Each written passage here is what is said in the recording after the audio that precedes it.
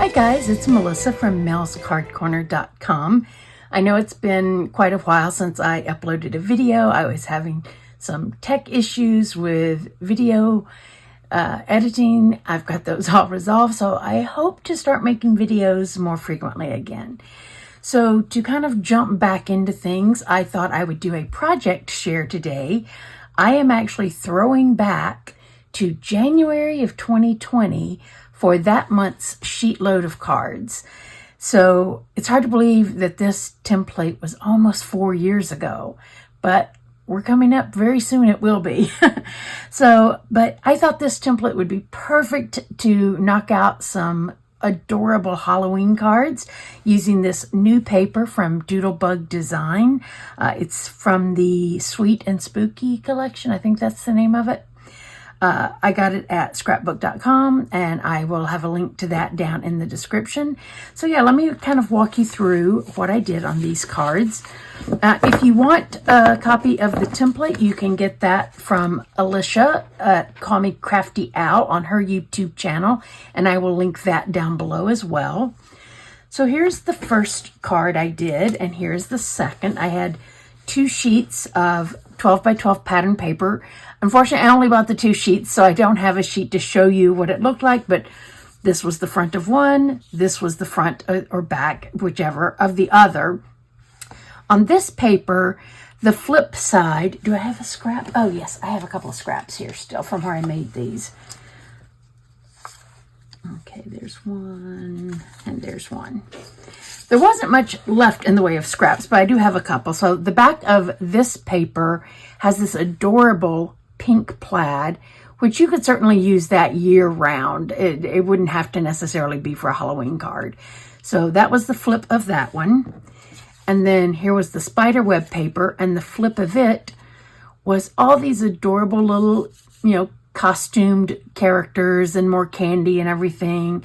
So, I mean, even this would have been a really super cute combination. So I did have a bit of trouble trying to decide which side of the papers I wanted to use, but ultimately I decided on the teal and the purple. And I think the sentiment I chose would have worked well with either, way I had used the papers, because it talks about candy and it talks about dressing up. So either one would have worked well. But anyway, so what I did, I cut out all my papers following the template or following the directions in the template. I did turn my sentiment square, brain freeze, my sentiment square sideways, a 90-degree angle from how Alicia had it in the template. If I remember, I will put a copy of what the template itself looks like in one of these corners. But it still works great, even on a vertical card, flipping it on its side. I believe the size of this was like 2 by 2.5, something like that. So it works either direction. Now, I did on this matte layer take mine down 1/8 of an inch on all sides, so 1/4 inch from what the template calls for. I like a really tight border for my matte layers, especially like in a case like this where it was the only matte layer I was using. I like to have it a little bit tighter, so I just trimmed that in just a wee bit.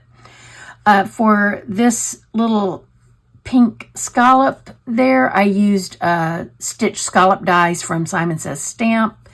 The sentiment is from a retired stamp set from Stampin' Up!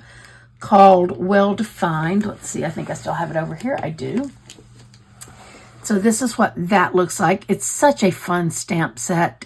And like I say, it's retired. I think it retired a couple of years ago. But I'm kind of a bit of a word nerd.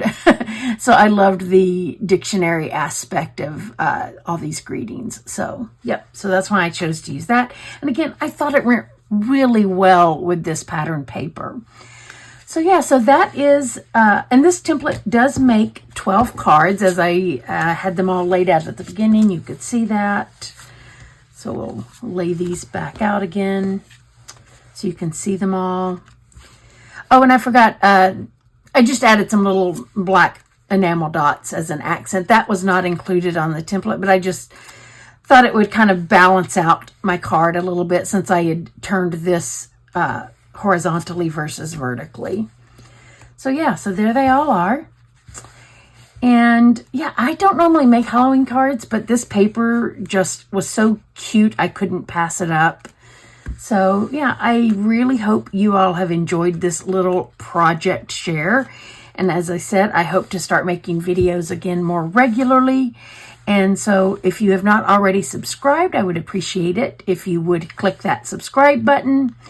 And if you are already subscribed, thanks for being patient and waiting for me to get my tech issues worked out to where I could start recording and editing again. And I hope everyone is having a great weekend, and I will see you next time. Bye-bye.